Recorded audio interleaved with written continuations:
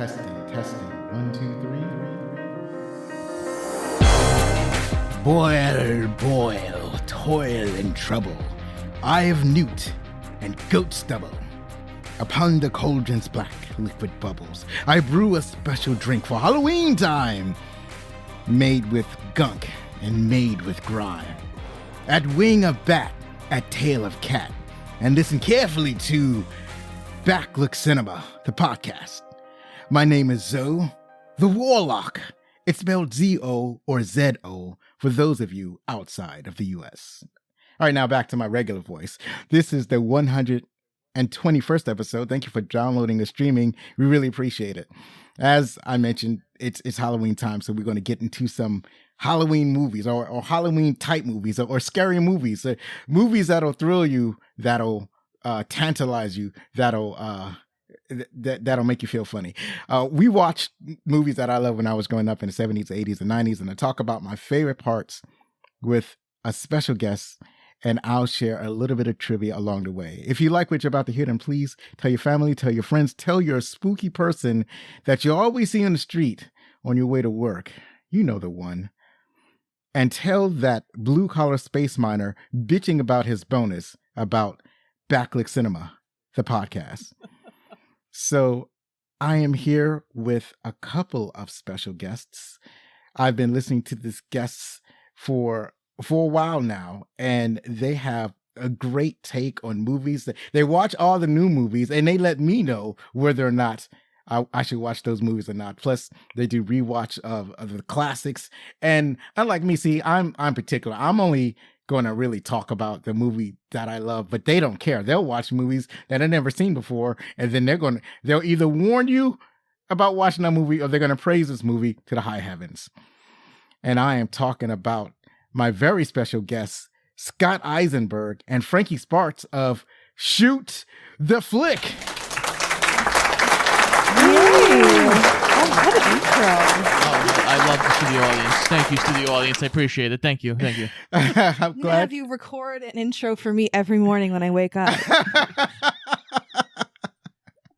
Yeah. I'm glad you like the intro. I usually try to write something out so that I know what to do. I usually like to do hard research on my guests and find out their deepest, darkest secret, and then bring that up during the intro. But I'm also glad we're doing a public service. We're warning people about what movies they should see and not see. Yeah. I feel charitable, quite frankly. Yeah, absolutely. Like the warning against Attack of the Killer Tomatoes was much appreciated.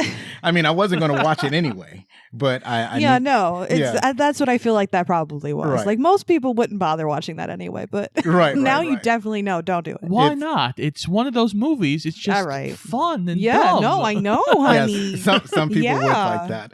I did watch the cartoon though, and I was not amused. I was kind of disappointed. I thought the cartoon would be funnier and more irreverent. Like I'm watching the cartoon expecting like something like Rick and Morty, and I'm not getting that. And this is before Rick and Morty existed. This is like a long time ago. Yeah.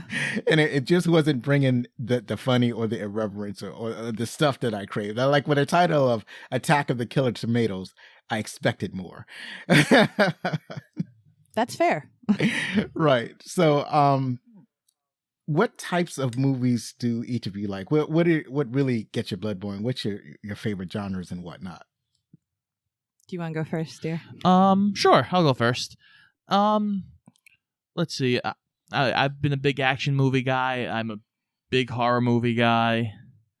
Yeah, those are sci-fi. I've been huge into sci-fi for a long time. Those are kind of my strongest wheelhouses. So I would say for me, sci-fi is probably where Scotty and I crossed over the most. But me, I'm more into like a good musical now and again. I love a good rom-com, all the chick stuff. But I feel like, all the typical chick stuff. But I also think like that's what makes our show really fun is because we have a lot of similarities, obviously being married and all that. But like, we also have a lot of differences as far as our taste and when they are able to come together or go against each other, it always provides the entertainment, the good sauce, Right, right, right. That sounds fantastic. So it's great to hear that there is at least a genre where you two can come together and like come to like a consensus on what you like. So one of those consensuses I think would probably be the Little Shop of Horrors. That's like a culmination of all of your interests. So Oh my do you God, actually yes. do both of you like the Little Shop of Horrors? Of course. Well, it's funny you bring that movie up because I hadn't seen that movie at all, and then it came out. They released it in theaters, like randomly where we used to live. Frankie's like, "Let's go see it." I'm like, "I've never seen it before." I blew his mind because it was the director's cut too. Which Oh, if you they know have the anything about original Little Shop- ending? Yeah. So kind of blew his mind a little bit. Yeah. But yeah, I love that movie so much. Awesome. So what you call it? Yeah, that I count that as one of my favorite musicals. I'm not really a musical guy, but every once in a while, Scott, but I forced him to watch so many at this point. right. It's like, because the thing about it is like people who say they don't like musicals love Disney movies, and Disney movies are basically musicals, right? They're always singing. True. And I guess we give them pass Basically, because yeah. it's animation, so we expect something goofy to happen.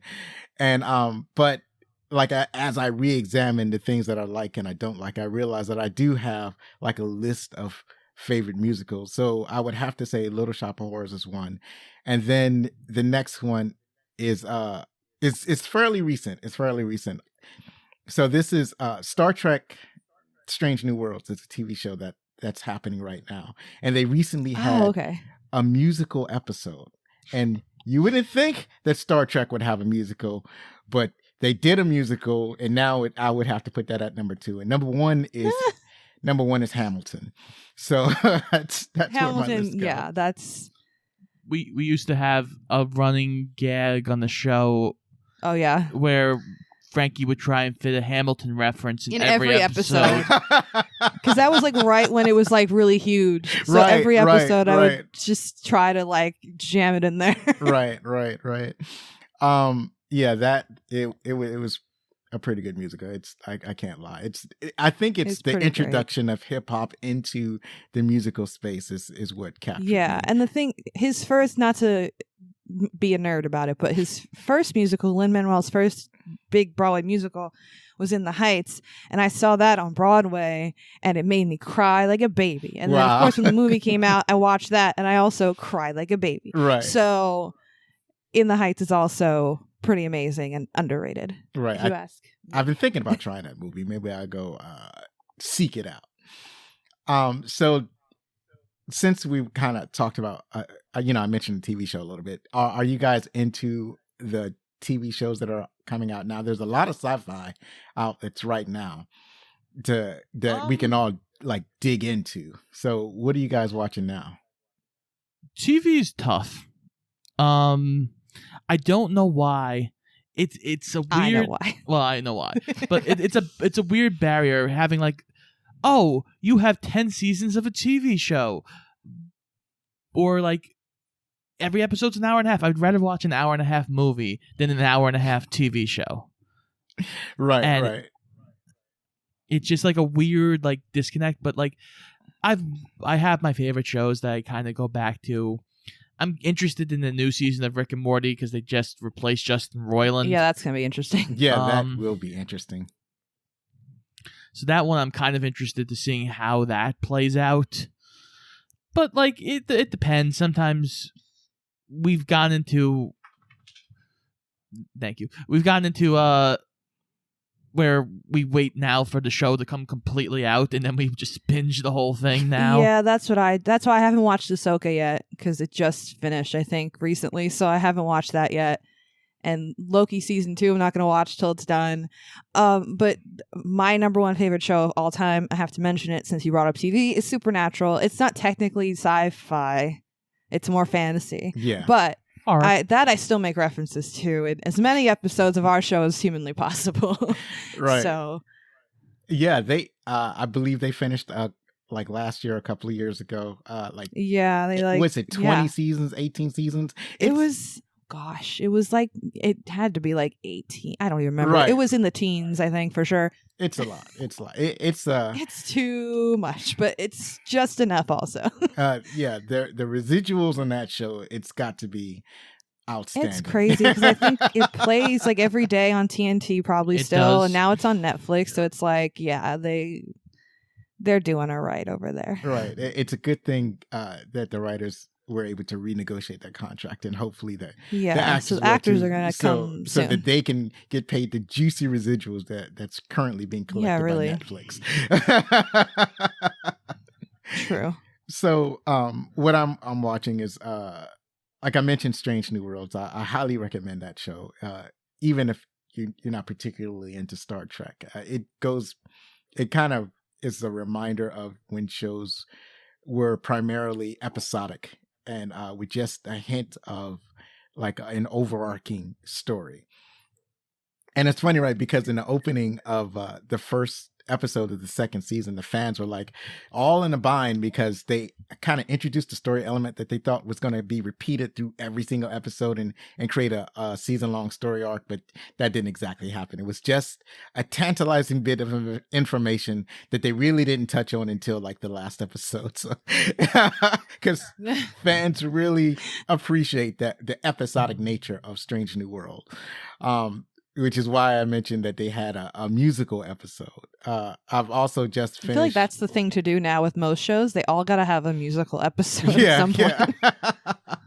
I think that with this particular show, it's how they introduce it. It's not like you open an episode and they just start singing. They basically actually come up with a hand-wavy sci-fi excuse for why they are singing, and the singing is the problem. Like, that's the problem they have to solve. And that's what I really loved about that episode. It's like, we're not supposed to be doing like this. Scrubs. Yeah, Scrubs did that. Yeah. Right. Scrubs musical where there was like a patient with a head injury and all she heard was people singing. Right.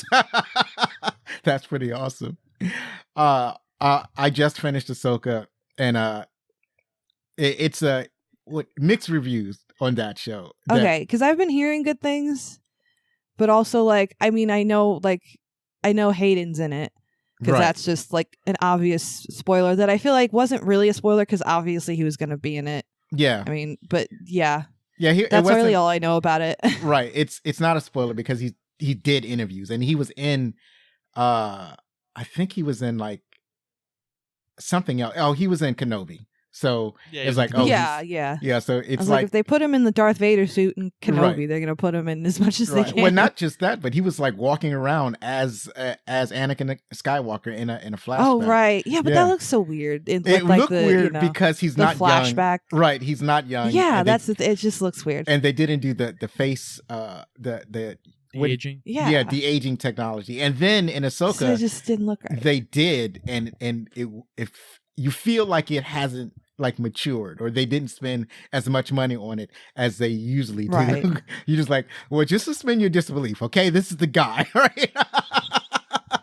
Well, the thing about like de-aging stuff, like sometimes it looks good, like when it's in like brief little moments. Like, you can't hang your hat on it. It's like it's too much. But when it's like prolonged, you start getting like issues. Like we joke about The Irishman all the time because oh my god, they like, oh, we de-aged them.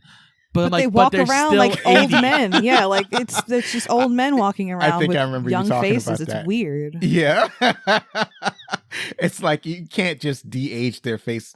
There's a lot more to go into it. What they should have did is what they did with Rogue One is that they basically, this is in case of a deceased actor, they had an actor play Tarkin and then they just kind of mapped Tarkin's, and the actor kind of looked like the original actor.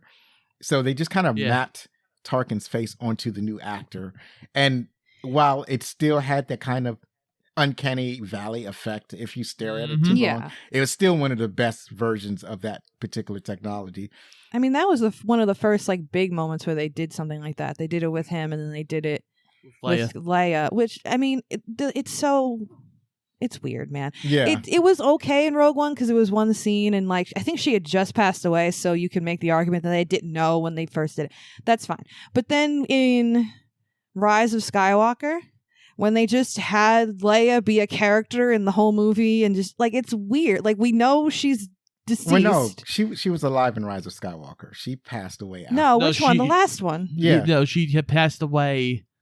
Like she had filmed stuff for Last Jedi, and then she passed away. So they kind of split her role into two different movies. Right. Oh, it was weird. two different. I think they may have had another actor play her, and then they kind of mapped her. They kind of like they did with Brandon Lee and yes, and the Crow. Right. But yeah, it just opens up a can of worms that I feel like is a little icky. You know what I mean?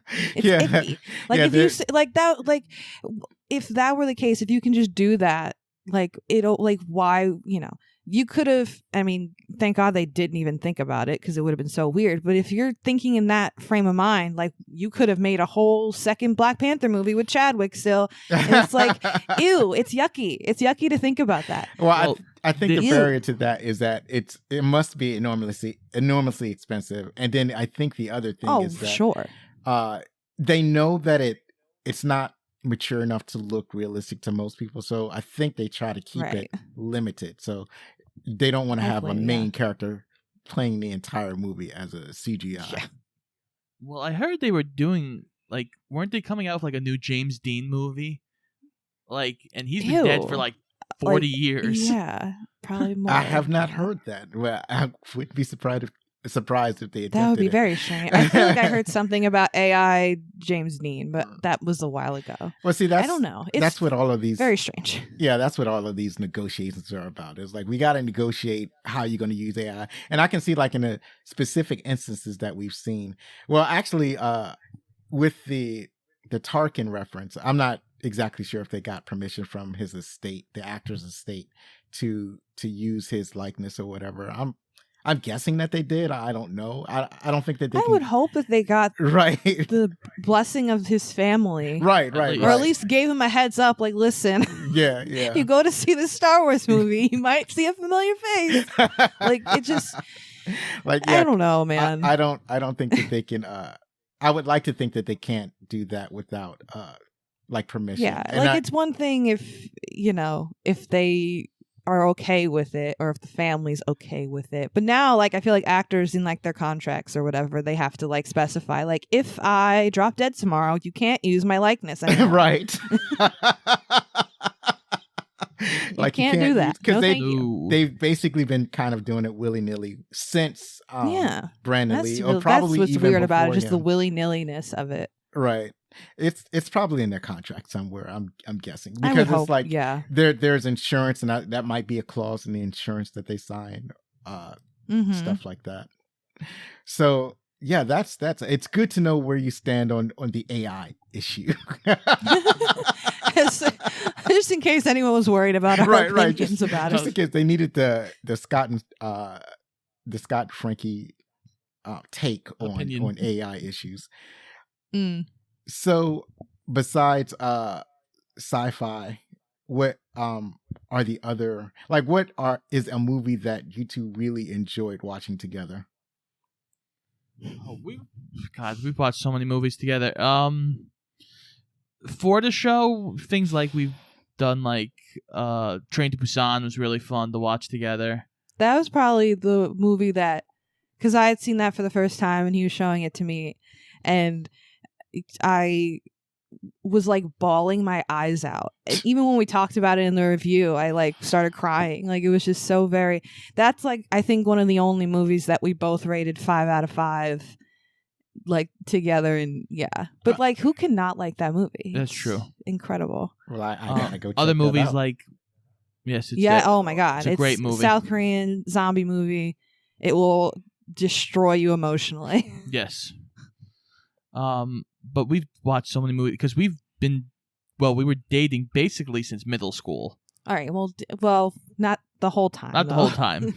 Most of it, though. Yeah, we were like high school sweethearts. Then we, broke up, went to college, did our own thing, and then came back together. And what was that? 2014 we got back together, and then we've been together ever since.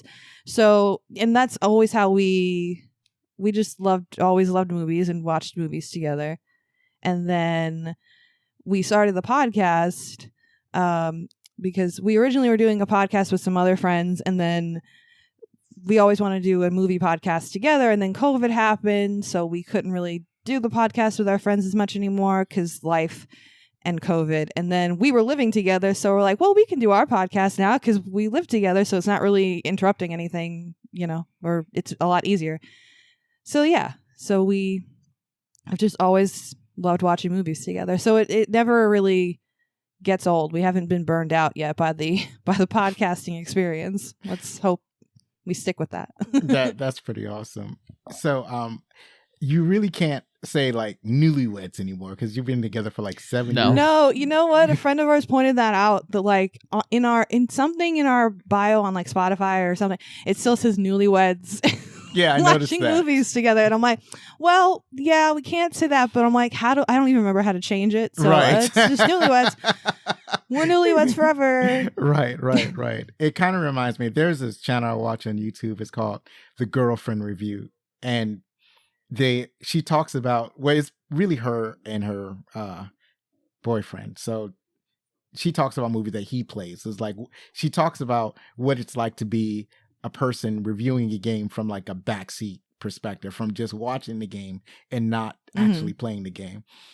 And then they got married, and then they had the discussion of whether they should continue to call it The Girlfriend Review. The Girlfriend Review. It's still called The Girlfriend Review, even though That's so funny. they're a happily married couple, right? And it's fun. Do you guys play video games at all? Scott I does. I'm more of the watcher. I'll watch. Yeah, she's the backseat watcher. I like the ones where it's like I've watched you play the Batman game, the Spider-Man game, the Telltale games. I like to watch because I'll be like literally a person in the movie theater, like, don't go in there, don't do this, don't do that. But yeah, I'll watch him play video games sometimes. And also, he gets very animated when he messes up, so that's always fun for me to watch. That is true. I do that. Scott, what are you playing right now? Oh Jesus. I'm playing a All couple of them. things. I guess you're the way that sounded like all of the games. Well, I have a backlog of things. Just when time permits, I get time to play them. Lately, it's been Horizon Zero Dawn Forbidden West. Talk about sci-fi and like end of the world, like that stuff. That's a lot of fun. And I also think Aloy is a great character. I kind of can't wait for this to get the second Spider-Man game that's coming out. Oh yeah, I just saw the trailer for that. It looks so good. It looks pretty dope. I almost was like, if the PS5 wasn't like $700, I would have bought with the Spider-Man PlayStation 5. But they're not gonna have it on 4? No, they're not gonna have it on 4. Oh, So I gotta. that's rough, buddy. Yeah, I know. So I'm waiting for that moment when they finally drop the price after 4 years now. I was gonna say, you've been saying that forever. when they come out- they're gonna drop the price eventually. Well, actually, there are two things you can do. Right now, it's so much easier to get the PlayStation 5. They're everywhere now. You can practically just walk into a Walmart and get one. So now that they're more, now that they're easier to get, you could probably get a used one at GameStop. And that'll at least like $50 off. Yeah. It'll be free.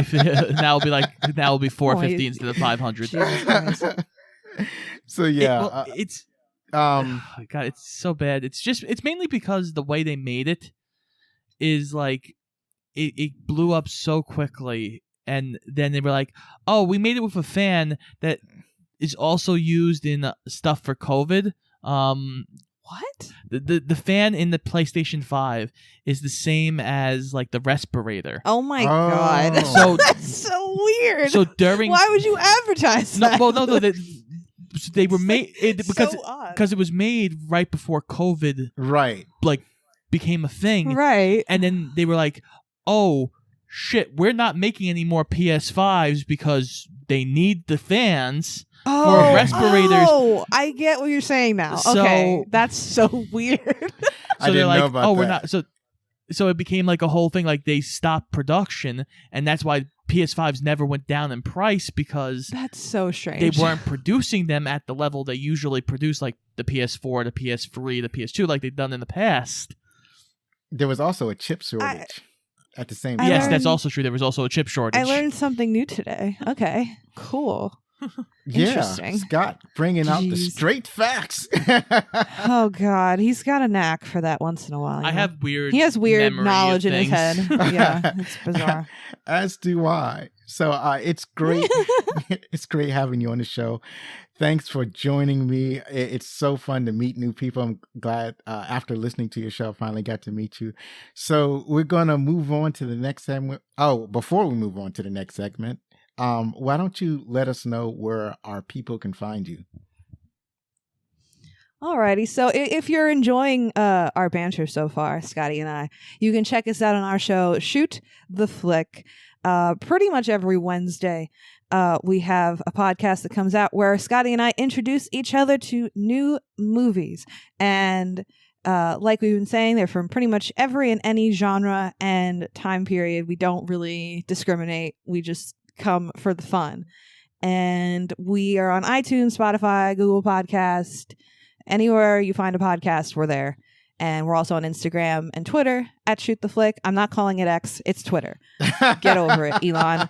It's Twitter, bro. It's Twitter. Stop it. But yeah, please come check us out. Come for me, Elon Musk. I don't even have a Twitter. So there. What I like to say is just call it Twitter. People know what you're talking about. You don't have to say, Yeah, I'm not going to call it stop. X. We know you're not going to call it X because you just call it Twitter. Because it's just Twitter. It's just Twitter. Stop. It's so stupid. Anyway. The worst rebranding decision in history. This is It's worse. like the oldest saying in the book, if it's not broke, don't fix it. Right. It's like, it's not broken. The name wasn't the problem. Right. The name wasn't. Not only that, it's like the worst branding decision since Coke tea or New Coke. Oh, I was gonna say it's the worst branding decision since IHOB. Oh yeah, they were going to be the International House of Burgers. I don't for think about they were 5 serious seconds. though. I think that was just a gimmick. Were they? Yeah. I don't think they were serious either, but it blew up so badly in their face. Yeah, that And was. they're like, well, if we were going to do it, we're not now. I think that was just to bring get people interested in coming to IHOP because they do more than just for like pancakes. during they the have day, burgers like in and the stuff afternoon. like that. So that they weren't going to change the name. That was Wouldn't kind that of be weird though? Like, who goes to IHOP at like 4 p.m? I've done that. yeah Why? Of course you go have. to IHOP 4 p.m. to get pancakes. That's perfect. Damn straight to get pancakes. But it's like All a right. Denny's, so See- you can get everything that you Did we- want at a Denny's. You can get at IHOP. We've been together pretty much like at least half of our lives, and I'm still learning new things about you. Secrets will be You're revealed. that guy. You're that guy. All right, so we're gonna pause for a minute, and when we come back, we'll have the opening credit. And we're back with the talk that we have agreed to talk about the movie that we've both seen. Alien. A classic tale of a working-class mining crew of 7 aboard the commercial spaceship Nostromo on their well-deserved return to Earth. The crew finds that their return trip has been disrupted by a distress call that they are obligated to answer. When they get to the source of the distress call, they find alien life. It is a discovery that will alter the course of their lives, not necessarily for the better. Ah, a classic from, I think, 1979. It was released June 22nd, 1979, produced by 20th Century Fox, Brandywine Productions, and Scott Free Productions. It grossed over $81 million in the U.S. and Canada and over $106 million worldwide on a reported budget of $11 million. Now, that doesn't sound impressive. Like, this is a classic movie. Everybody's heard of it. Everybody's been like, oh, yeah, aliens. And there's been like a dozen sequels so far and kind of like revamping or whatever. And then there's been like a classic confrontation between Alien and the Predator from another franchise. And then there's been like dozens of comic books that feature the alien fighting everybody from Batman to the Punisher to Wolverine, just willy-nilly, just whichever comic book character feels like they want to leap, the alien is down to clown. So, but if if we adjust these numbers for inflation, for instance, the $81 million taken U.S. and Canada, adjusted for inflation is $342 million today, or the $106 million gross worldwide would be $448 million today, and a budget of $11 million would be like $46 million today. So that kind of compares to The Nun, which had a budget of 38 million and had similar grosses. So yeah, this is a very profitable film. Everybody's happy that it made some money. Oh yeah. Yeah. Well, talking about like how much the aliens crossed over with things, like it's such a well-made monster that it's hard to be like, oh, we need a good monster to fight against some of these characters. Like the aliens, just it looks so perfect. Like it's just like such a great beast to throw against anybody. And the acid blood helps, but that's another story. That it's interesting that it never, well, I don't know if it had in later franchises. I know in this particular film it didn't weaponize its blood, considering how incredibly damaging it is. It must know that its blood is corrosive. So let's get into who was starring in this film. Okay, so we start with in our list here, we'll start with our second billed person who became the bigger star of everybody, Sigourney Weaver, who is Ellen Ripley, our badass, who has become just a horror icon, I basically, think. yeah. She's basically been elevated. Yeah. Fun fact, though, I think if IMDb is correct, apparently the final two going into getting this role was Sigourney Weaver and Meryl Streep. Oh, So Meryl Streep was almost Ellen Ripley, which is kind of funny. Yeah, Meryl Streep because that kind of has often been would have changed things for her. Right. Meryl Streep has often been considered to have been in a lot of roles. It's like a lot of times whenever there is a leading actor for a role and it's calling for a female lead, Meryl Streep is often mentioned, is in the running in those roles. Yeah. Yeah, we talk about that a lot on our show because we do cast could-have-beens, and for women, it's usually Meryl Streep, and for males, it's John Travolta. So just picture, instead of Tom Skerritt in this movie, John Travolta running around. It's 1979, so it would have been Danny Zuko running around the Nostromo. Right. Hey, I'm trying to catch these aliens. That's my John Travolta impression. That's scary. I'm never going to do that again. Scott, let us know what Sigourney, the other stuff that she's been in. Oh God, Sigourney's been in everything. But if you want like just a couple highlights, Avatar: The Way of Water was the most recent. She was in the original Ghostbusters. She was in both, wasn't she? Yeah, she is in both Ghostbusters. And she's in both Avatars. That's true. She is in both Avatars. That is also correct. Gorillas in the Mist. Sigourney Weaver has literally been in our collective consciousness for what, 40 years?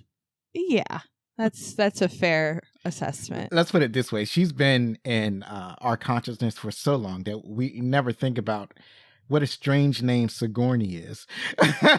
True. That's fair. That's absolutely fair statement. Nobody ever talks about this. Because have you ever in your life met another person? Forget woman, male. Have you ever met another person named Sigourney? Nope. No. Never. No. Like, what is the etymology of that name? Like, what? I don't know. But I'm like intrigued by it. I want to know. Right. Now we have homework to do after the show. Thanks a lot, so. God. All right, Frankie, who's next? After Ripley, we have our actually first billed person, which, I mean, we can talk about that in a second, but we have Dallas, who's played by Tom Skerritt. Tom Skerritt's been in a lot of things, too. I feel like he hasn't been in, like, as many things as, like, a hot star guy. Like, he's kind of just like an average character actor type dude. I don't know. We just watched him. We did actually a review on our show of Top Gun. So he was in Top Gun. I remember that. He was in Steel Magnolias, which Scott's never seen. And don't worry, dear, I won't make you watch it. It's far too girly. But he plays the husband in that, Sally Field's husband. And he's hilarious in that. In that he gets made fun of the whole time.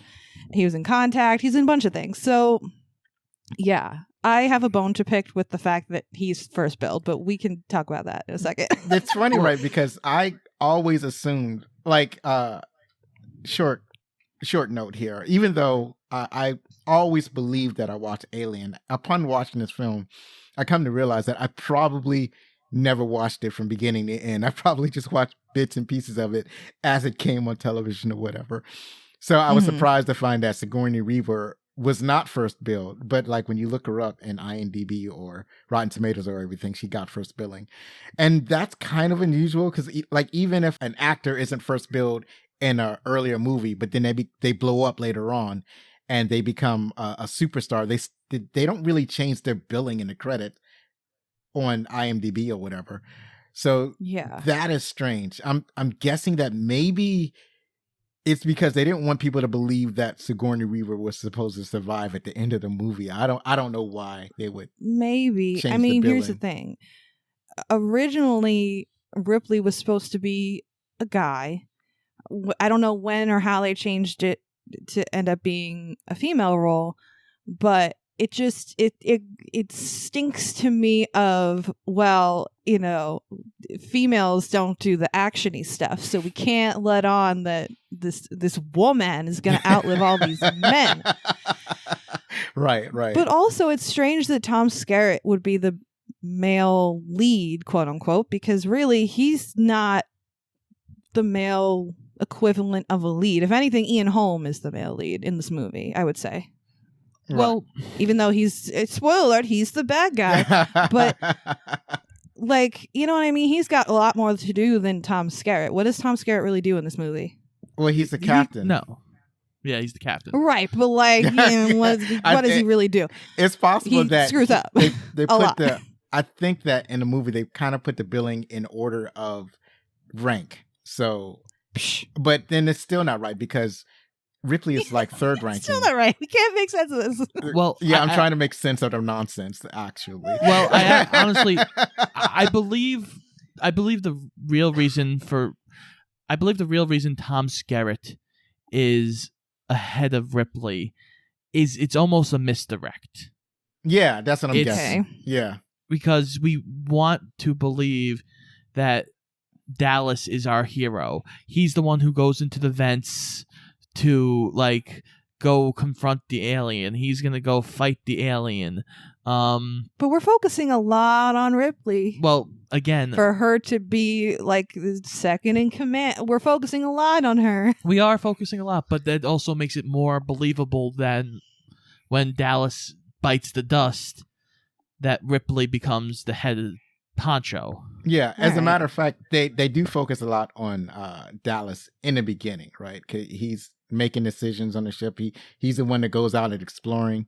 He's the one to come back. We don't really start to focus on Ripley until I think like the dinner scene, and then kind of thereafter, or no, not even a dinner scene, in the scene when it's her decision to let people back on the ship and she didn't want to. Yes. But then she really kind of asserts herself as like, then it's kind of like HBIC. Right. We kind of see her character kind of be more prominent. It's like, because it's like when she doesn't want to let them back on the ship, you're thinking, oh, I didn't know she could do that. Right. Yeah. I would, and like every guy on the ship is constantly undermining her, and she's right the entire time. Right. So right, it's like it is validating in that sense. But I would like to say, as the resident woman on this podcast episode, I'm offended that Ripley is not billed first. Right. And the further back in time, I plant my protest flag. Right. Okay? And the further back in film history you go, the more offended you will be. So continuing right along, we have John Hurt. He plays Kane, and he's been in 1984, The Elephant Man, and Midnight Express. And he also played the Doctor on Doctor Who. I had to mention that. Oh, but I love I him. didn't realize that. Yeah, not for like a full season or anything. It was kind of like a guest role for like a few episodes, I want to say. But still, I love him. Oh, and he also was in Harry Potter. He was Mr. Ollivander in Harry Potter. Okay. Another I'm done being a nerd now. Continue. No, that's fine. That's John fine. Hurt's another well-seasoned character actor. True. Who has been in a ton of stuff. Right. That's the thing about this movie. We're going through these actors, and like they've all been in so much stuff. You know, it's funny doing the research. It's like I always like to put a few films that my audience might be familiar with them in. And there are a lot of movies where the actors have not really been in anything that anybody would know about, or they're mostly on TV. They're known for their TV shows, not really known for their theatrical presence. But in this movie, it was so easy because everybody's been in everything, except for maybe the last couple of actors. Everybody's like been around. So let's continue with that tradition. Who's next? I forget. I got it. I got Veronica Cartwright, who plays Lambert. She's been in The Witches of Eastwick, The Birds, Invasion of the Body Snatchers, which is another classic horror movie. Of the Body Snatchers. Right. And these are the originals. She's been in originals, not the remake. So yeah. That's pretty awesome. Because like I had to go back and forth, and then I remembered that this movie is in 1979. So yes, of course she would be in the original version of The Birds. yeah. So let's continue. Okay, so next we got my boy, Harry Dean Stanton. He's Brett. He's cool. He loves his kitty cats in this movie. We love a cat man.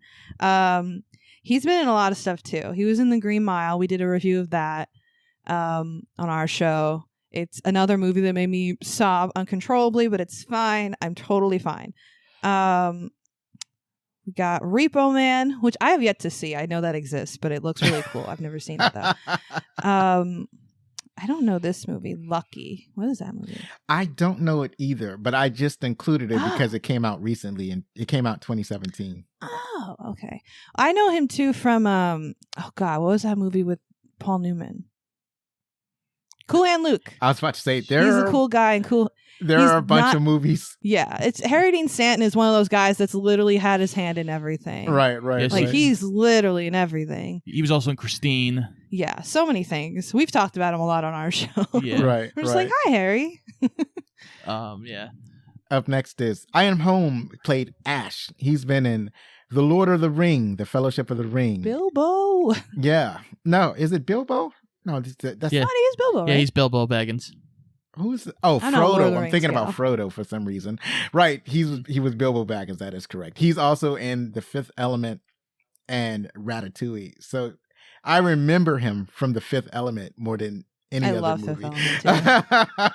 Probably because I've watched The Fifth Element a bunch of times, and he's funny in that movie. Oh, he's another great actor. Just overall, just an amazing actor in everything he's ever done. Though the next actor, Yaphet Kotto is an underrated actor. He's always been an underrated actor.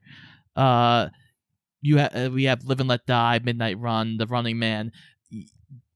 I never understood why he didn't have a bigger career after watching this movie. I'm like, why is he not more of a big presence? Like, he's so good in this movie. He's so good. He's got a natural just energy about him, and I love Yaphet Kotto. Yeah. I think the problem, well, he played Parker in this movie. I think one of the issues in this movie, because in this movie he comes out so natural that people might think that he's not actually acting, that he's just there, right? But he is so natural in this role. And he's been in like a couple of like blaxploitation films, and I think people would probably know him better from Homicide: Life on the Streets. So and also, fun trivia fact, he was considered as he was like one of the few actors that they almost had cast as Jean-Luc Picard in Star Trek: The Next Generation. I don't know if they would give him the character that name, but he was almost a starship captain. And then they went with Patrick Stewart. So and That's cool. I didn't know that. Right. And we covered The Running Man in episode 88 way back then. And he was, do you guys remember The Running Man? Oh yeah, Yeah. I remember The Running Man. He was one of the Running Men. And yeah, he was pretty cool in that role. So let's move right along to the next one. So next, I'm going to say this name wrong. I know it, but it's Balaji Badejo, who was the guy in the suit, in the alien suit. And he's this 7 foot tall Nigerian man. I think he was like a graphic designer. He's never done any acting before or after this, I don't think. That is correct. And it was kind of similar, I think, to Predator also, because I think that was also just a guy in a suit. No, actually that not. Wasn't really an actor at all. No, the guy was like, hey. The guy in a Predator suit really was an actor. He had acted in some things before and since his time in Predator, but tragically he had passed away. Right, early. he passed away. Right, but no, he was a for real actor. Oh, okay. Well, he was. So let's jump on the side note there. Do you guys know who was supposed to be the original Predator? No. Jean-Claude Van Damme. Oh, right. That's yes, right. I know that. I remember that. I remember seeing the. I thought you was talking about Alien for some reason. But Let me top your fun fact with another fun fact. Do you know who they were considering to play the alien guy instead of this gentleman? No. They were considering Peter Mayhew. That would have fit. That would have in fit. Star Wars, which would have been hilarious. Right. They also got this guy because he's also 1,000 feet tall. Right. They also got this guy Eddie Powell, who's uncredited. So I don't know if he wore the suit or he just wore the mask. They just said that he's just also credited as playing Alien. And lastly, we have Helen Horton. She was the voice of Mother, and one of her most prominent roles was in Superman 3. So yeah, that's actually the entire cast. It's rare that I get the entire cast on this on the opening credit sequence. Let us know who the director was. Well, the director, of course, is the legend, Ridley Scott. Ridley Scott has directed things like The Martian, Blade Runner, American Gangster, G.I. Jane, Napoleon. He's directed so many things, and he will continue directing things. Thelma and Louise. Yes. I was going to mention Thelma and Louise. The man is one of our living legend directors. True. Although he's kind of had a couple duds lately. We're hoping Napoleon will turn it around a little bit. Right. Because, that's getting some buzz. But Blade Runner is one of my favorite movies of all time, so I have to mention that. Right. Alien was almost a dud. But I think in this, it was a case of studio interference that actually saved this movie. We'll kind of get into that in the trivia. So that's kind of funny. Yeah. So Frank, because people complain about studio interference ruining a movie. Oh, but yeah, of course. They don't always ruin movies. Sometimes, and there are some circumstances where they actually save the movie. So Frankie, why don't you let us know who wrote the movie? Okay, so we have our boys here, Dan O'Bannon and Ron Shusett.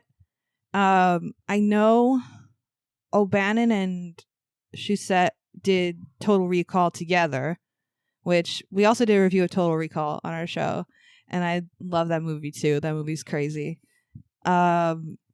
They did another movie together that Scott's seen that he wants me to see called Dead and Buried, but I really don't know much about that. Oh, that movie's such a mind mess. I've never even really heard of it before until you mentioned it.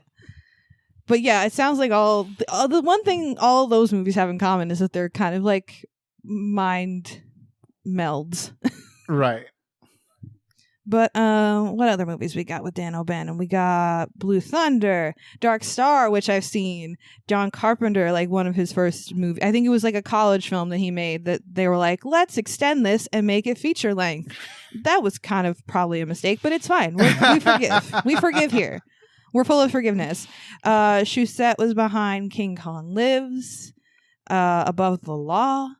So we got some good stuff in here. Yeah. They made some. Return of the Living Dead, I think, was Dan O'Bannon as well. Right. That's a crazy one. Right. Yeah, there's some good stuff in this gene pool. So the music is by Jerry Goldsmith. He has Love Jerry Goldsmith. 256 composer credits to his name. A lot of his composer credits are just references to movies that he did already. So like he'll get a lot of credits for doing a lot of Star Trek properties because he wrote the original theme for Star Trek the Motion Picture. And so that theme that he wrote for that movie is referenced in a bunch of other movies. He also was the composer for Poltergeist, First Blood, and The Mummy from 1999, and Gremlins that we covered in episode 8. So yeah, all of those were fantastic, memorable scores, especially like Poltergeist. Like when you see Poltergeist, it's like when you talk about it with your friends, you can't even talk about it without humming the theme to it.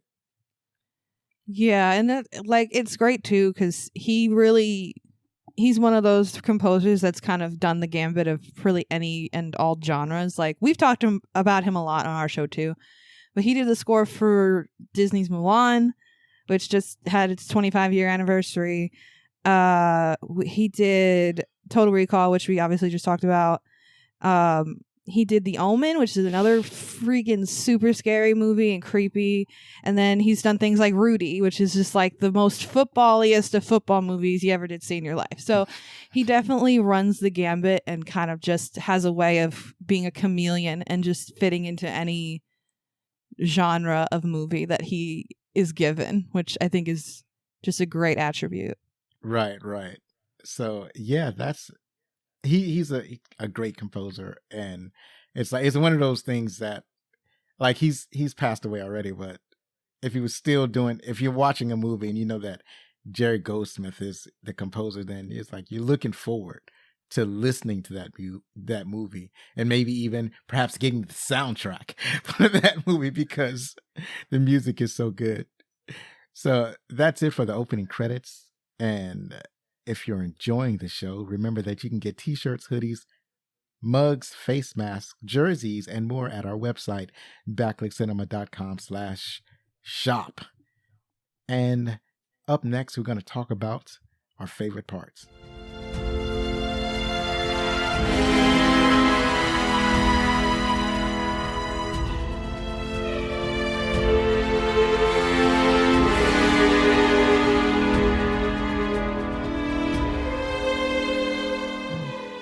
Who would like to go first in their favorite parts? Are we going to go like a serpentine draft here? Or Oh, geez. I don't even know what that means. Dear, I'm not a sports person. But yeah, I'm down for whatever. I mean, I'm probably going to have a lot of the same answers as you guys. Right. I feel like out of the three of us, I probably I don't not like the movie, but I feel the pace. I feel the pace the most in the I just want to preface it. I like the movie. Don't come for me. But I feel the pace the most out of everybody probably. So I can go last if you want. And I'll just jump in when I feel necessary. Because I really have one part that's like my absolute favorite that I like to talk about. All right, I'll start us off. So we talked about this earlier, but it's the chest busting scene. That's one of my favorite parts of the movie. But then again, that's everybody's favorite parts. That's a part that's referenced throughout cinema. That people reference the chest busting scene. I think most famously it was referenced in Spaceballs. Yes. Where they got the same actor, John Hurt, to reprise his role to do again the chest busting amazing scene. Yeah, just an amazing thing. The worst thing that could happen is watching Spaceballs before you see aliens. I did. That was my first exposure to that scene. I'm like, what is this? Right, because then you don't catch the reference. Like it's so much more fulfilling when you catch the reference. Yeah, but that's how if that's why if no one's seen the movie, they know that scene though. Right, it's just absolutely. that iconic. Oh, John Hurt though in Spaceballs going not again. Yeah, not again. This is so sad. That's what makes it key. And then the next scene that I'll reference is the first kill. The first kill I like because I like the tension that it builds. He's basically everything that kind of leads up to it. Like some of it is kind of crazy. Like one of the crazy things is that, so they're looking for this cat. The reason they're looking actually just this one character is looking for the cat. So he's looking for the cat because they built this detector. They have an alien on the ship. They think that the alien is like small because when it bursts out somebody's chest, the alien is small. So they're looking for this small alien, and they want to like capture it and like put it on ice and I guess take it back to the company or whatever. So they sent they're looking for it, and the detector goes off, and what they trigger is the cat. And the cat jumps out of hiding and starts to run away. And it's Parker and who's the other guy? That Parker's partner. I'm Yaphet Kotto, who the guy that Brett is Brett. Oh yeah. Brett and Parker. Right. It's also I think Ripley's with them too, but it's Brett and Parker. Yeah. And then Parker says, what do we do now? It's like, well, now you got to go catch the cat, because now the detector's looking for something small, and we have to eliminate the cat, so that the only thing the detector will find is the alien. So you have to go off by yourself, Brett, and find the cat by yourself. If you run into the alien, don't worry about it. It's still small. Just go by yourself. That seems kind of ill-advised. Go by yourself to find the cat. So, but that's how horror movies happen. We have people split up by themselves for no reason at all. That's otherwise movie doesn't happen. Right. So Brett goes off by himself looking for this cat, and there's a whole bunch of sounds and stuff, and it takes a while to get through the scene, and then finally, stuff starts dripping behind him. He turns around, it's the alien, and then there's an implied attack. And then the scene is gone. But the funny thing is that the alien is now gigantic. It's like it grew so fast. Yeah. Oh, jeez. When it uncurls behind him, and like, because the first thing you see is the tail, and then it kind of just lets itself down. You're like, oh my god, this is bad. Right. This is gonna get bad. And I meant to, I should have included another scene, but maybe you guys will pick up on this other scene that I like. But instead of going for that other scene, I'm going to go for the android death scene. So when Ripley is in command of the station now, and the android Ian is he's basically supplanting her command. Right? It's like, are we going to talk about the awkwardest fight scene I've ever seen? The awkwardest fight scene. Oh, where they're trying to fight the android. Is that the one? Yeah, like Ripley and Parker are fighting with Ash, and it's just like, it's so weird. Well, first it's just Ash and Ripley, and then, right. Yeah, it's because so weird. That's like one of my favorite parts of the movie, just because it's so bizarre. The fight scene. It's bizarre and awkward because he doesn't move or react like a living organism would, or like a human would, and the Ash is almost is like he's coming close to killing Ripley, and I think what's his name, Parker, comes in and beats it over the head and like almost rips his head clean off by beating it off of its body, and it's still trying to fight. So that's great. It's great because it's a turn, right? It's like an unexpected. Oh yeah. He's like an unexpected bad guy, right? It's like you didn't expect there to be a villain on the ship that's undermining the commander's orders, and it's like he's undermining Ripley the entire time. Like earlier in the scene. Oh yeah, if you go back, you can see that for sure. Right, you can see like certain points where, like even in the chest bursting scene, everyone. When John Hurt starts to like choke, everyone's seemingly like freaking out, and Ash is just kind of sitting there watching. Ash looks like observing, like not really freaking out at all, and you're like, Ash that's looks like weird. He's having a private orgasm at that moment, right? For sure. It's like, now speaking of private orgasm, let's go back to this fight scene. I can't with Ripley. I can't allow people to know that I'm enjoying this moment right here. So yeah, that was an awesome fight that they had, because it was, like you said, it was so awkward. It looked so weird. And then when they beat his head open, there's all this milky substance of white fluid comes out. And then even before that, when Ash chooses to try to suffocate Ripley with a rolled up magazine. It's like in her mouth. It's very grossly, weirdly phallic, and it's like, why was that your decision? I don't really understand. What are you doing, buddy? It seemed like, and then when it seemed like Yaphet a poor Kotto choice. comes in, he does like the titty twister.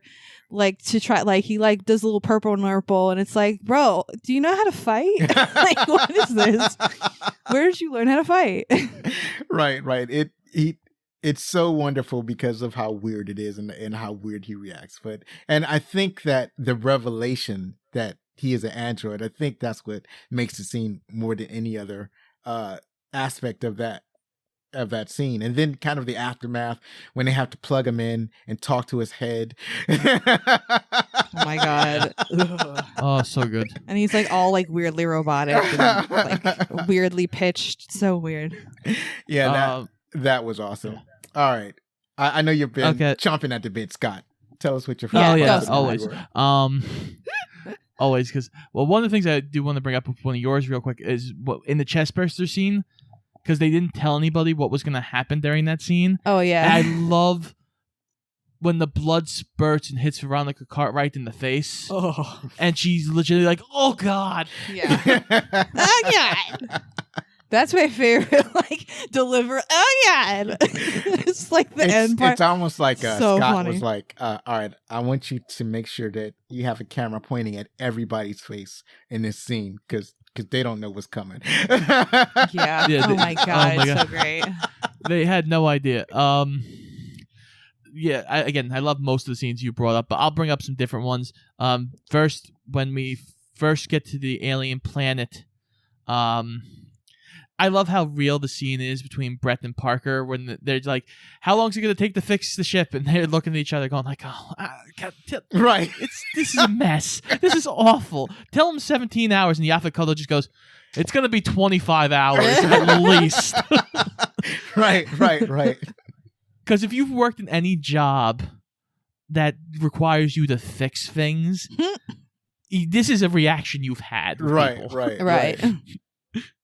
And it's just so natural and so great. I just love it. I love Brett. I love Brett and Parker just together. Yeah, they're like a little comedy sideshow. They're the odd couple. They're like Pinky and the Brain almost. Yes. Oh my god. Also, this movie also not only is the alien scary as hell, but we also get the secondary monster, the face hugger. Right. And, oh god, I feel like that's Ugh. And when Kane first finds the egg and the egg opens up and jumps at him, you're like, nope, that is horrifying. Nope. Right. I'm done. Right. Nope. It wrapping around his neck and everything they do, there seems to be a way to stop them from taking this off his face. It's like, oh my god, it's so should have left his ass outside. He should have. Right. And that's another thing about that, when they finally decide maybe they should try to cut it, and then it starts bleeding acid. I mean, just and that's when Yaphet Kotto said, "Don't you dare try to kill it." Jeez. Just so many good. So that's was that one scene or two scenes? Basically two. It's fine. And I guess if I'm gonna go for a third one, I'll go for the very end where Ripley lights the alien on fire as it tries to get back into her escape ship with the thrusters. Right. Because that's just a fun moment of this thing is still won't die. Right. Even though it's in the vacuum of space, it's tough enough to withstand it, at least for probably longer than a person could, right? Long enough to get back into the spaceship if it could, right? Oh, yeah. All right, Frankie. I guess okay. So I agree with a lot of the stuff you guys are saying as far as favorite stuff, but I'll bring up a couple of smaller things that I got a kick out of, and then I kind of want to ask a general question. So one thing that I like is the kind of vague sexual tension between Ripley and Dallas, thank you. Because like in that one particular scene where she kind of shuts the door on him in the hatch door, and they have to talk about procedure and things, it just comes off like and it's super subtle, but it comes off like there's like a little bit of push and pull there, that like there's some history, you know what I mean? And when I looked it up, like when we first watched this movie forever ago, when we did the review on our show, I read that like originally there was going to be a sex scene between them that got cut or never got shot. And I was like, okay, I see the fingerprints of that like on the movie. Interesting. And it doesn't really add much to the overall film, but it just kind of adds an extra layer of like the chemistry between everybody on the ship. Like everybody gives off a very vague like work buddies vibe, like, hey, we're in the trenches together, like maybe we'll go out for a beer after work, you know, we'll hang out once in a while, but like, you know, we're not like, you know, family or anything, but we're a team and we're buddies, old pals and stuff like that. We got some history. Maybe some of us have done the nasty with each other, but it's fine, we don't talk about it the next day. Right. Excuse me. Another small thing I kind of want to bring up is Veronica Cartwright's character, who is like relegated to like the hot mess of the film. She plays it really well, but there was just this one part that like just made me like shake my head and like, oh honey, no. When Harry Dean Stanton gets killed, obviously, even though we don't see it on the screen, Veronica Cartwright just goes like, could the alien want him alive? Could he still be alive? And it's like, no, no, honey, no, like, wake up, no. I was just like, oh no. I like that she's a little bit dense. You're the weak link in this chain, honey. Like, no. And that's why when Yaphet Kotto went to go save her and then ends up getting himself killed, I'm like, why? Why'd you do that? Because she was survival of the fittest. She was frozen in fear. Leave her. She couldn't move. He was like, "Get out of the way! Get out of the way!" And like, she was just done. She was done. Like, she was. The last thing I kind of want to bring up, and it's interesting. So, the first time I watched this movie, and now the second time I've watched it for this show, I always have a problem getting into it, because of the incredibly long, and I understand the purpose of it, but the incredibly long, kind of silent, drawn out, like introductory sequence of like, we're seeing the ship and it's giving off very haunted housey vibes, where it's like, it's making little noises, you know, like a house settling type noise. And, you know, we're just kind of getting into our environment, and it takes what feels like 100 years. And then when we finally meet the characters and they start talking and stuff and we meet them, they're just talking about like, you know, random stuff, kind of like what Scott was saying before. So it always takes me a while to get into the movie. Like I'm usually, I like last night when we watched this movie, I was kind of just sitting there like staring at my phone and scrolling and just trying to like let's get to the good stuff. So my question is, I guess to you guys, is like, do you relate to that, or are you into it? Did you, the first time you saw it, were you not into that, and then after some time rewatching it, you got over it and you get into it? Like, I'm just curious because you guys have seen this multiple times, I feel like, or at least Zoe has seen bits and pieces of it multiple times. Right. So for my part, I'm glad you bring that up, because it kind of reminds me of the whole structure of the movie. Kind of reminds me of 2001: A Space Odyssey. Now, it is famously a movie that is revered and loved by millions of people, but I am not one of those people. A few years ago, because it's like I had always been curious about watching the movie because of its reputation, and I always had wanted to watch it. So a few years ago, I watched the movie, and I don't want to say that I was unimpressed, but I was frustrated, because it's like there's a lot of nothing going on. Is a little bit in the beginning, and then there's large swaths of because it takes its time. It's like a very slow paced movie. So there's a lot of stuff that could have been skipped or edited out to make it more interesting. Because when people think about 2001, they're primarily thinking of 4 or 5 scenes in the entire movie. And if they had just shrunk that movie to 4 or 5 scenes that people found interesting, or the ones that I found interesting, then it would probably be like a 30-minute movie. And the reason is because I think director wants to draw people in. So it's like, I really want to slow this down. I really want people to feel like they're in a movie because they're going to be in a movie theater. And I really want to get their attention. And I want to do that by slowing everything down to a nails crawl. And I don't necessarily agree with that aesthetic. I would like, I mean, I wasn't like, I think Alien was a much faster paced movie than 2001. And there's a lot more stuff happening. Like, we didn't really talk about, there was a great scene when Ripley would not let the crew back in after one of them got infected by a facehugger. She was at that time making the correct decision. And the captain was like, well, you got to let us in. I'm the captain. No. She was like, well, when you're not on the ship, I'm the captain and we got to follow protocol. I'm the captain now. Right.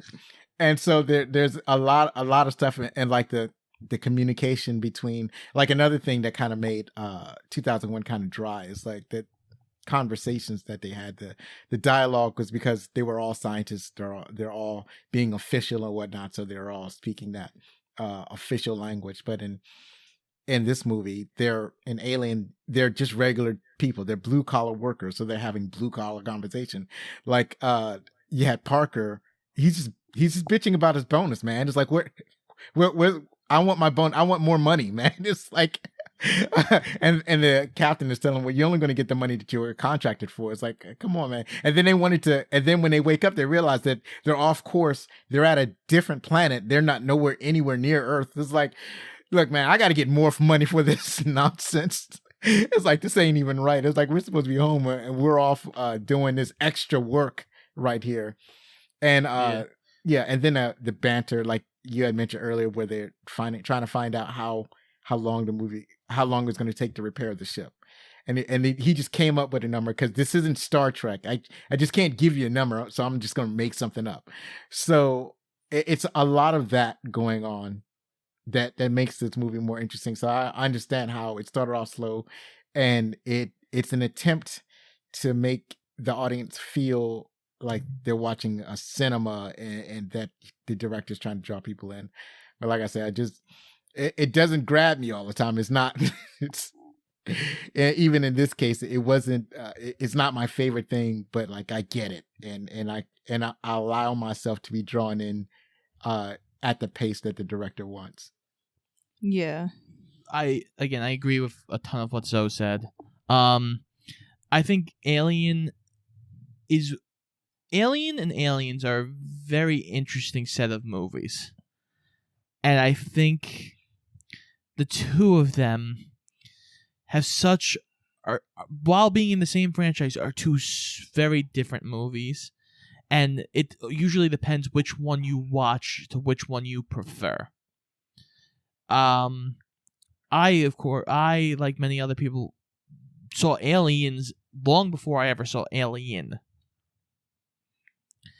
And it's just an interesting how different the two movies are compared to action horror. And yes, this is all about the tension and building this tension. And I feel like when you go back to a lot of these 70s movies, they're a lot slower paced, and they're a lot more forgiving about these slower paces than like movies from the 80s, the 90s, today. Like, it was something in the style of filmmaking. And yeah, I would say, I've watched this movie like 15 times. That's insane. I haven't even seen, like, I'm trying to think of like a really obvious, like, I don't think I've seen Lilo and Stitch 15 times. I love Lilo and Stitch. It's just one of those things, like, I like the aspect of it. I like the way the tension builds. I like the design of the monster, the kills. Everything kind of just adds to everything. And yeah, the first whatever, the first 20 minutes, can I like skip that if I really wanted to at this point? Yeah, I know what happens. I can kind of just go on. I think I might next time. I might just skip to Ripley like yelling at them, "You can't come back in." But you know, and then that's because I feel like that's when the movie really starts. They go out and look at the signal or whatever, yeah, and then everything goes wrong. You literally can start if you really have a problem with like the slow build and like introducing the Nostromo and stuff. You could start this at the Facehugger and really not get any Facehugger's good. You know, I real things. I think I would start at when the captain gets the orders to change course. I would start there, even though that's a little bit slow, just so that you get more context in the movie. Right, that's fair, yeah. But yeah, I understand completely what you're talking about. And speaking of the slow pace, it's interesting because Star Wars, from my perspective, is a rather fast-paced movie. It kind of jumps around from my perspective.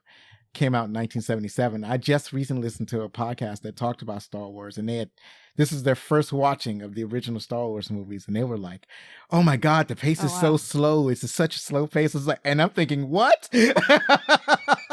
That's so weird. Yeah, it feels weird to me for somebody to make that commentary. So, Scott, I think you're right. I think that in the 70s, Star Wars is slow paced. I think it's not perfect, but I don't think the pace is the problem. Right. I think maybe the writing is the problem more than that. But that's another episode for another day. Right. But that's what their commentary was, that they thought it was such a slow pace, and I'm like, oh my God, I could never perceive it that way.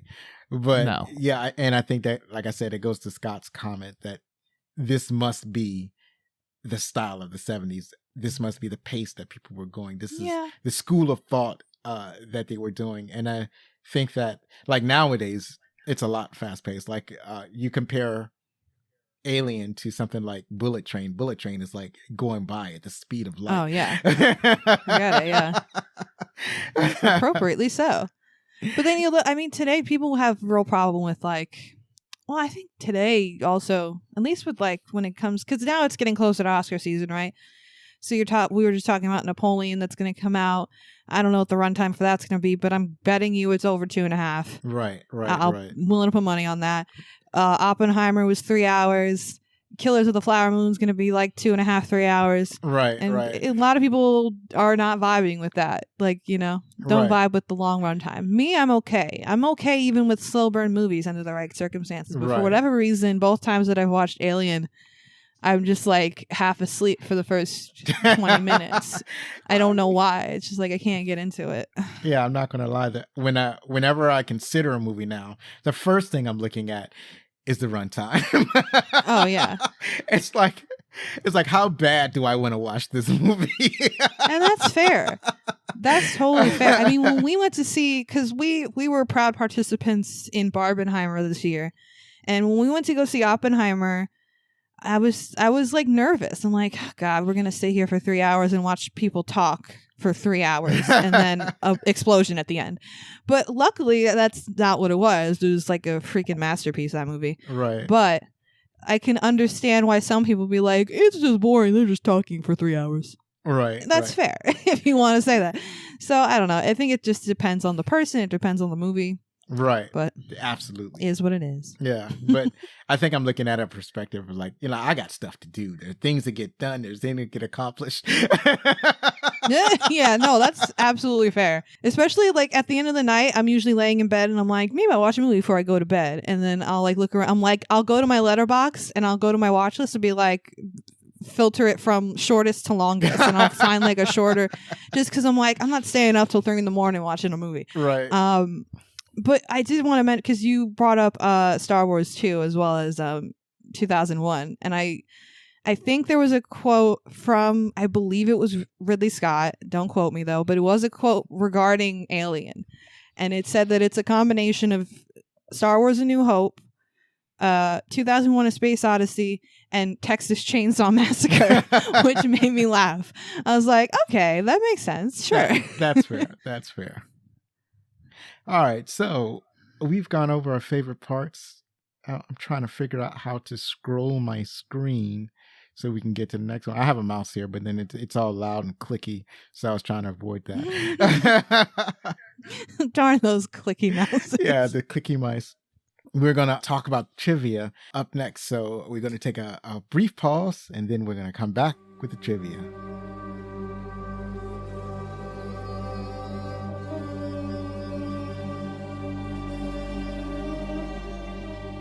And we're back. We're going to talk about the trivia, most of which I've gathered from IMDb, but you have also discovered some trivia from your time talking about aliens on your podcast, Scott and Frankie. So, did you have a chance to go over the trivia before we started? Is there any overlap between what I have and what you have already? I managed to pepper some of it in throughout our conversations here. Right. But I had 2 left over. I'll just wait to finish for my dog to scratch. You good? Okay.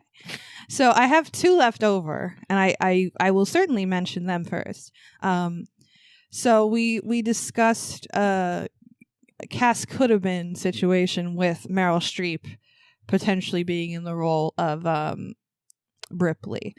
However, there was another one that we talked about on our show when we did Alien, and it's for the character of Dallas, who, of course, we know is played by Tom Skerritt. Apparently, before we settled on Tom Skerritt, there were some other people considered. Most notably, there was Tommy Lee Jones, who seems like a very appropriate actor to potentially take that role. Very rough and gruff.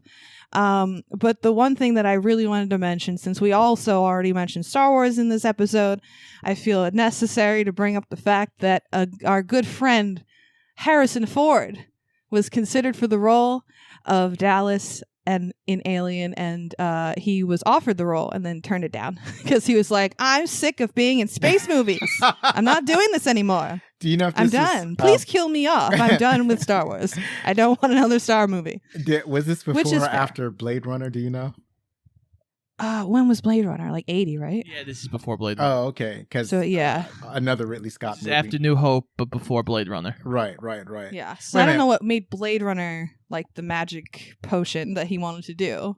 Maybe it's more dystopian, I feel like. Yeah, it's different. Yeah, it's definitely different. It's more philosophical. I don't know. This Alien is dystopian also. It is kind of dystopian, you're right, I'm thinking. But yeah, I think I think you're right. I think it's too close to Star Wars. They didn't know that back in that time if they were going to do another Star Wars movie. It's possible that Ford didn't want to be typecast as a space guy, and he's probably looking for different roles. That's fair. Right. So, what else you got? But the last thing that I had that I haven't talked about yet is the visual effects for the movie are obviously completely stellar, and they still hold up to this day.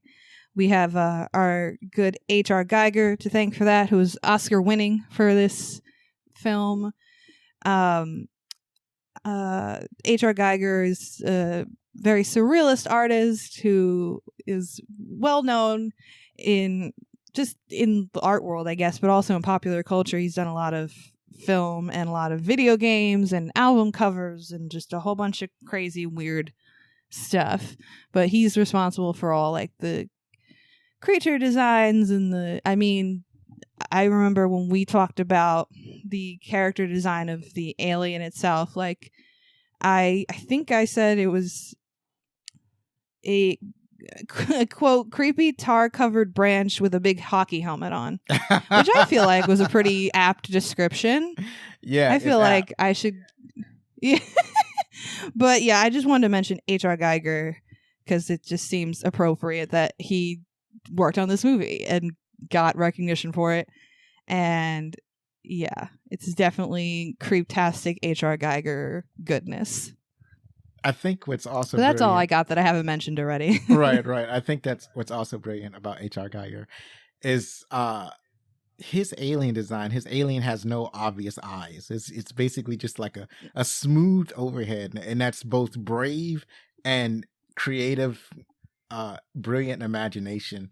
Because it's like I don't think I've seen any other like fantasy creature that didn't have eyes in the same way that alien doesn't have eyes, just a smooth Right. overhead, and that's just brilliant. So yeah, and it's great because like it's very. I mean, first of all, it's like the age-old saying, "Eyes are the windows for the soul." So if you can't see, you can't even tell what this thing is thinking, really, because you can't see their eyes. You can't see what they're thinking. But also, in one of the Alien sequels, because I did see one of them, the one that Joss Whedon wrote, the like kind of kinky one with Sigourney and Winona Ryder. So in that one, in that one, the alien, they give the alien like eyes, right? They give it like creepy, like, and it looks terrible. I remember that for sure. Wasn't that a creepy. human hybrid? It was an alien human hybrid. Yeah, it was like a hybrid thing. And it was like Sigourney Weaver's baby, and it's like, ew, I don't like it. It was more like a skull, slash alien thing. Like, yeah, because super bad and because the aliens, whenever they, I don't know, I guess somehow incorporate another being, they get aspects or characteristics of the other being that they in the new alien creature that comes forth. So yeah, that's all crazy. So I have you up first as talking about the stuff that I had already. So continue, if you please. Yes. So continuing with like stuff about the creature design. So the conceptual artist Ron Cobb actually was the one that came up with the idea for the alien to bleed acid.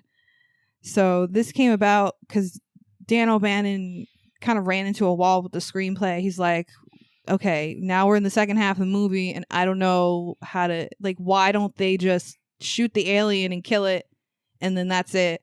Like, I have to make the alien like a challenge to kill, but also not invincible.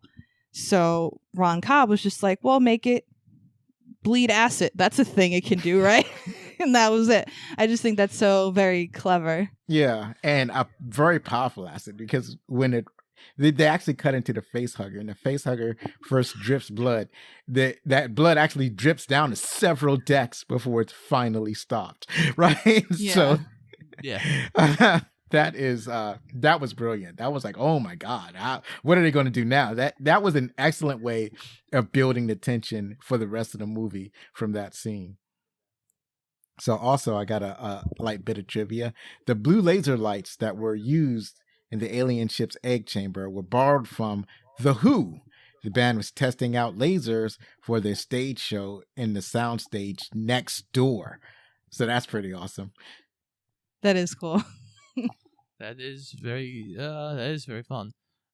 So according to Yaphet Kotto, Ridley Scott told him to annoy Sigourney Weaver off camera, and that allowed them to kind of build this naturally combative relationship between the characters that they had on screen. Kotto has gone back and been like, yeah, I kind of like Sigourney, so I didn't like doing that really. It's like Scott was like, that is funny though. Scott was like, these two are too chummy. Aww. They need to hate each other. Right. It didn't seem like they hated each other, Parker and Ripley. Just because at one point they had that scene where Parker and, was it Brett? Yeah, Parker and Brett are like complaining about the pay or whatever, and Ripley's like, oh my God, like, stop complaining, like, what? But it just seems like normal, like, you know, worker bee stuff. Like, it doesn't seem like they didn't like each other. I think that she just seemed annoyed, but to be fair, Ripley seemed annoyed by most of the people on the ship. I think later on, when it was just where there's like fewer people left, and I think there was a scene with her, Yaphet, and what's her name, the blonde-haired woman, the only other woman on the ship, and so they're arguing over how they're going to deal with the alien, and Yaphet has like this, I guess, the flamethrower or whatever, and it is that scene where they're arguing. I think maybe that was one of the scenes that Scott wanted to really build up to, or something like that. So, yeah, that was a very crucial scene in the movie as well. So, continuing on. So, one cool thing about the chest bursting scene is that it was not filmed in one take. apparently there was a myth, a rumor that it was all filmed in one take, which would be incredibly difficult, I feel like. Oh, yeah. So I feel like that's a weird rumor. But the scene was apparently filmed twice. And on the first take, the chestburster didn't make it through Kane's shirt. So they had to reshoot the whole thing and reset.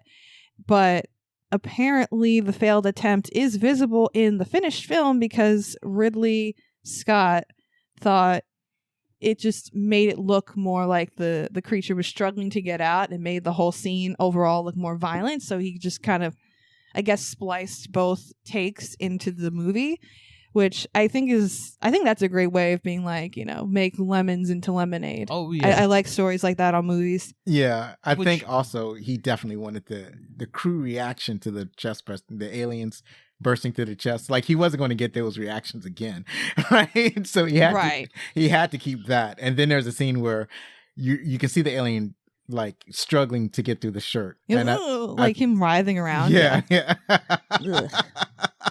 Which is also crazy to think about because in the time frame of 1979, there wasn't digital editing yet. No. So he was cutting film, and putting it together that way, right? Which makes it a whole different process, which is insane to think about. Right. Nowadays, we're so spoiled nowadays. It's video, and we just cut doing everything digitally and snip, and then it's like, oh my god, I made a mistake with the snip, and we just hit the undo button. Yeah, exactly. So up next, originally there was no subplot with the company betraying the crew. When David Giler and Walter Hill rewrote the first draft by Danny O'Brien and Ronald Shusett, they wanted to find ways to make the plot more interesting. They initially added a third act where the ship's CPU had a sudden directive or a hidden directive. Mother was supposed to allow the face-hugging Kane into the ship despite Ripley's objection. The producers and writers finally realized that this revelation would be too reminiscent of the HAL 9000 in 2001: A Space Odyssey. They kept Mother as the CPU, but incorporated Ash as the seventh and final character, who was always intended to be a spy and creepy and just kind of annoying. And he was all like high-minded before people found out that he was an android. Like, he was, what's the word? I'm like uppity, kind of like, like, I'm the scientist, I'm better than you are. And then, and ultimately murderous.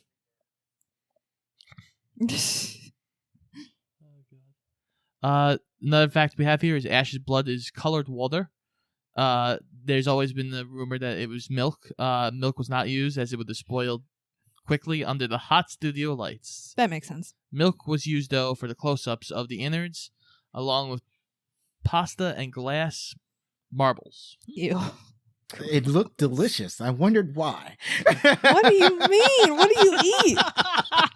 It looked delicious. Everyone loves their spaghetti and glass marble meatballs.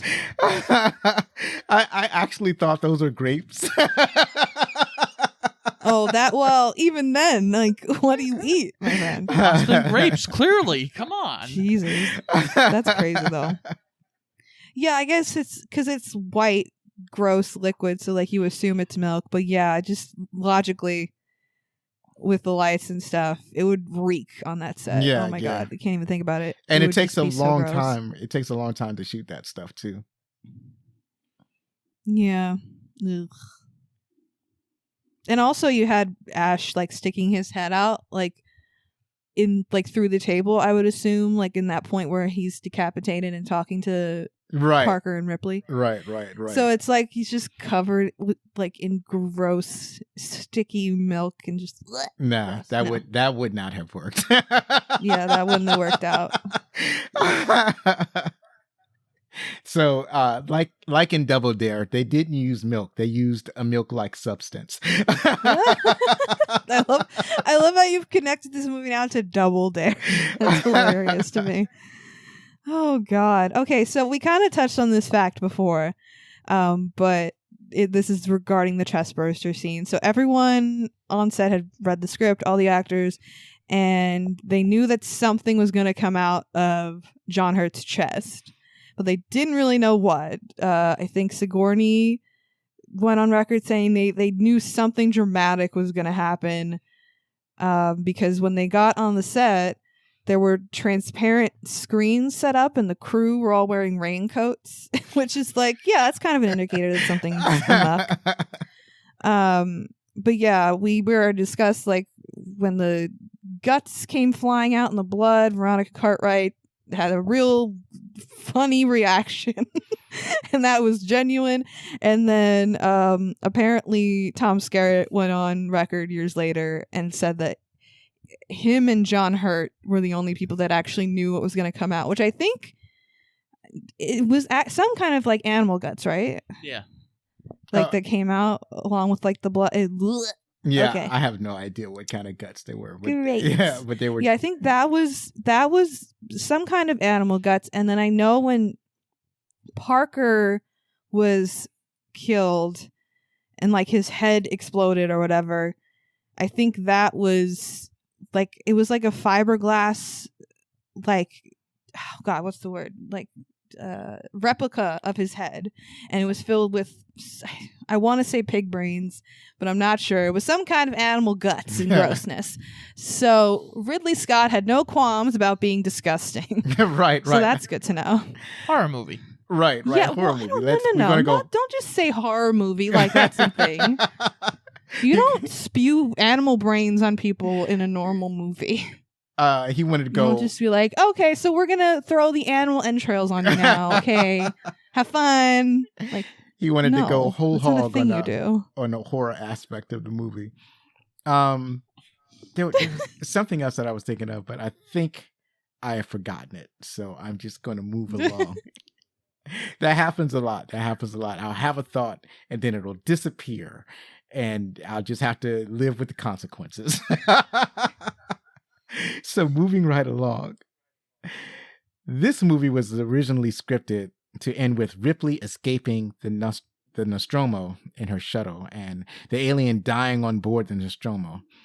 Ridley Scott thought this ending was way too simplistic, so he negotiated with the studio for an additional $500,000 budget and a week of filming to add a fourth act, quote unquote, to the movie, showing that how the alien had stowed aboard the shuttle. Scott initially envisioned a very dark ending where Ripley tries to flush the alien out, but the creature climbs back into the shuttle, and Ripley harpoons it, but it makes no difference. It runs towards her, slams her through her mask, and rips her head off. When it would then sit in the chair, start mimicking Captain Dallas's voice, saying, "I'm signing off. Hopefully the network will pick me up." 20th Century Fox wasn't too pleased, according to Scott. While pitching this idea over the phone, there was a long and uncomfortable silence. Within 14 hours, a studio executive arrived, threatening to fire him on the spot unless he changed the ending to one where the alien would die. All right. Scott later admitted that allowing Ripley to live was the better ending. Okay. Yeah. Okay. It's like, it reminds me of Thelma and Louise, where he was like, yeah, I don't know, I want both them to die at the end. And the studio was like, listen, can we have one of them live? Like, we'd like a happy ending, please. And he's like, fine, I'll let Gina Davis live. I thought they both died. Didn't they both die? Oh, no, sorry. Originally, he was going to let Gina Davis live. Oh, okay. And then the studio was like, please. And then he went the other way. He was like, no, they're both going to die. Right. I think originally the studio wanted them both to live. I think that's what it was. And then he was like, no, I want to kill them both. And then they were like teetering with maybe letting Gina Davis live. But he's like, no, I'm just going to kill them both. Right. I think I get what you're saying, where maybe Gina Davis was going to live. And then he was like, no, I'm going to kill them both. Die. Wait, what do you guys mean? Didn't they land in the river and float away in their car? car? Isn't that what happened? They sure did, honey. They sure did. They sure did. Yeah, they sure did. Yeah. Singing, know what? moving right along. That's the reality that some of us choose to live in. Yes. But exactly. I'm glad that Ripley. Well, actually, Ripley eventually dies in Alien 3, but then she comes back as a clone in Alien 4, and she makes this awesome basketball shot that no one. Yes, that's the one I was talking about. That's the best part of that movie, because that basketball so shot was weird. real. Oh yeah, I know. Yeah, I read that too. That's so weird. So yeah, that's awesome. So Sigourney was like, CGI. What do you mean? I'm just gonna do it. The sad part about it is, like, she doesn't actually see it go in herself. She doesn't know she made it, and she has to be told. Terrible. So all of that is pretty awesome. And we're back. We're going to talk about, we're at our next segment. We're going to talk about the critics' thoughts. The critics gave this movie a 98 on Rotten Tomatoes. The score on Rotten Tomatoes for the audience was 94. In IMDb reviews, it's a rather high rating at 8.5. That's out of 10. That's very high praise on IMDb. Yeah, for IMDb. Yeah. Like if it's a higher than a 7, like Right. usually a 7 on IMDb, that's high praise. So this is like S tier for that site. So Scott, why don't you start us off? Let us know what Wendy from the Times thought. So Wendy eyed from the Times UK. The naturalism of the performances and the dialogue served only to accentuate the horror of the extraterrestrial game of cat and mouse. Frank Rich from Time Magazine. It is depressing to watch an expensive, crafty movie that never soars beyond its cold desire to score the big bucks. Oh my god. I'm like reading the other ones. Okay. So Allison Rose from Flick Direct said that Alien helped redefine the sci-fi genre for a generation of moviegoers and became the bar that all other movies had to live up to or surpass. But Dave Kerr from the Chicago Reader said that Alien is an empty-headed horror movie with nothing to recommend it beyond the disco-inspired art direction and some handsome, if gimmicky, cinematography. I've never seen handsome cinematography before, but I wouldn't call it empty-headed. That seems a little harsh. Yeah. But that's just me. Yeah, I think a lot of this criticism is overly harsh. Disco-inspired art direction? Okay, I'm sorry. That's so weird. It had a 98% on Rotten Tomatoes from the critics' point of view. Yeah, you had to find one bad one. It's so hard to find bad reviews. And then when you find it, they're really bad. They're like really bad takes on a movie, right? So it's so weird. They get weird when you have a highly praised like a film, really good movie, yeah. Right, and then trying to find somebody to say bad about it. It's like you're just trying to say something bad. You're just reaching for the stars or reaching for the ground and finding mud, I guess. So finally we have Princess Weeks from the Mary Sue. She wrote, "There's something beautiful or beautifully simplistic about Alien. The practical effects, the design of the alien, and how the tension just keeps ramping up." And finally, Vincent Canby from New York Times wrote, These things no longer surprise or tantalize us as they once did. In a very short time, science fiction films have developed their own jargon that's now become a part of the grammar. I don't even know what he's trying to say in this particular sentiment. This is just a piece of his overall review. It's probably like 5,000 words where he wrote poetically about what he thought about the film. But in this particular blurb that they pulled from his review, I have to admit I don't understand what he's trying to say, other than that he was not surprised by the alien, which I don't agree with that. What are you trying to say, son? Everything about this movie was groundbreaking. The face hugger was like a groundbreaking thing. That the alien bursting out of his chest. There's no way you could not be surprised by an alien bursting out of somebody's chest. There's no way. And the fact that the alien went from an infant to an adult in a matter of hours, that's yeah, exactly. That's surprising, right? A woman was in charge of the ship. That's surprising in 1979. Come on, man. You got I think maybe what he's trying to say is like that now, because movies like this existed back then and kind of paved the way, like you see a movie similar to this now, any kind of real sci-fi movie, and it's hard to really get surprised anymore by stuff like this, because it's just the culture of cinema now, like where it's very hard to find a completely original idea just in general.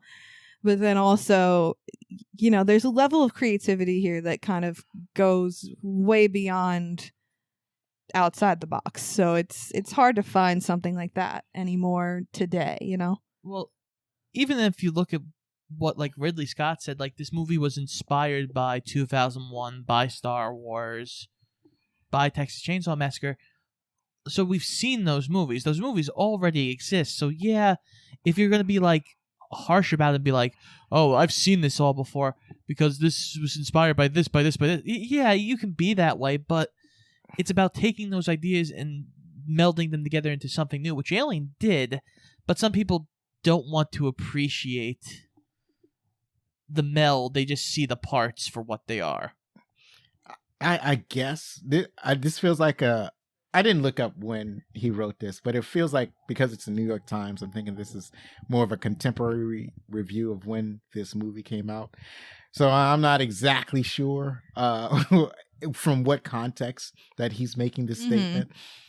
But I will say that I don't think that somebody could look at Aliens and pick out like Star Wars. They might be able to pick out 2001.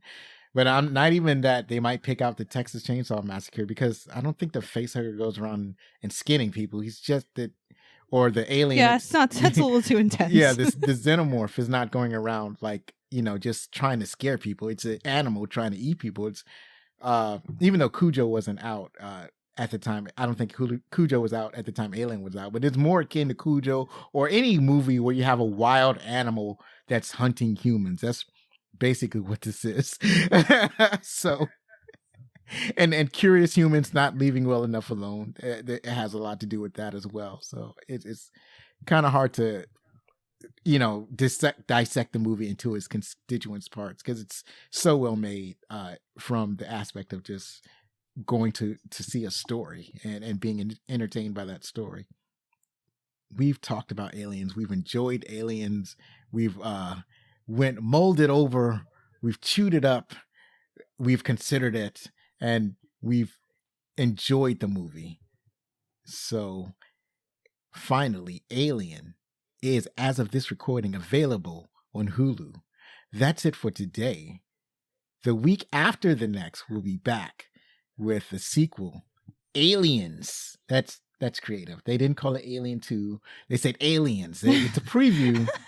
We're telling you something that's new, that we're going to do something different in this movie. And the difference is Aliens with an S. In the meantime, please go back and check out my guest appearance on the podcast Retromade with Katie, where we talked about The Thing. It was the first time watch for both of us. Love that movie. Oh, yeah. It was a fun movie. It also a slow-paced movie, especially kind of in the beginning. Follow us on Twitter, TikTok, or Blue Sky at Backlick Cinema, or Facebook, Instagram, or Threads at Backlick Cinema Podcast. Don't forget that you can contact us with any questions, comments, or suggestions at fanmail@backlickcinema.com. So, Scott Eisenberg and Frankie Sparks, do you have any additional plugs? Just for our show, Shoot the Flick. Again, you can check it out anywhere pods are casted, every week pretty much. I know this month of October is a really crazy time for us. We're doing all spooky movies. We just came out with our episode on Attack of the Killer Tomatoes, and this week, when your episode is released, we have another spoopy episode coming. It's probably exactly what you would expect considering. The date. Yeah, that's our clue. Check it out. All right, yeah, because this episode will be out on Monday. So yeah, I think that the audience will be able to figure it out. Yeah. So one last time, if you like this show, then please help us grow by spreading the word about Backlit Cinema, the podcast. I know you've enjoyed our guests, Scott and Frankie, so please listen to the Shoot the Flick podcast everywhere podcasts are available. Believe me, it matters. I've been Zoe Richardson.